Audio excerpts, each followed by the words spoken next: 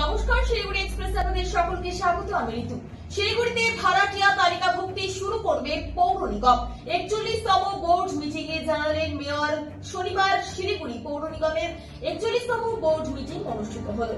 শাসক দলের সমস্ত কাউন্সিলররা এই বৈঠকে উপস্থিত থাকলেও আগে থেকেই বৈঠক বয়কট করেছিলেন বিজেপি কাউন্সিলররা।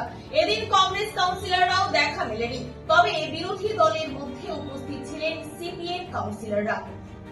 বোর্ড মিটিং চলাকালীন বিভিন্ন গুরুত্বপূর্ণ বিষয়ে বক্তব্য রাখেন বাম পরিষদীয় সদস্যরা। কিছু বিষয় নিয়ে তর্কতর্কি হলেও শেষ পর্যন্ত শান্তিপূর্ণভাবেই শেষ হয় সভা। মিটিং এ শহরের সামগ্রিক উন্নয়নমূলক কাজ, জল প্রকল্প, নিরাপত্তা ব্যবস্থা নিয়ে বিস্তৃত আলোচনা হয়। এদিন শাসক দলের 36 নম্বর ওয়ার্ডের কাউন্সিলর রঞ্জনশীল শর্মা অবৈধ নির্মাণের প্রসঙ্গ তুলতে কিছুটা বাধার সম্মুখীন হন। একাধিকবারই শিলিগুড়ি শহরের অবৈধ নির্মাণ নিয়ে প্রশ্ন ওঠায় এদিন ফের উত্তপ্ত হয় সভাকক্ষ। বোর্ড মিটিং শেষে সাংবাদিকদের মুখোমুখি হয়ে মেয়র গৌতম দেব জানান, শহরের বিভিন্ন উন্নয়নমূলক প্রকল্পে গতি আনা হবে। জল সরবরাহ প্রকল্পের দিকে বিশেষ নজর দেওয়া হচ্ছে। পাশাপাশি শহরের ক্রমবর্ধমান চুরি ডাকাতি রুখতে পুলিশের সাথে সমন্বয় রেখে বাড়ি ভাড়া দেওয়া সংক্রান্ত নতুন নীতি প্রয়োগের কথা জানান তিনি।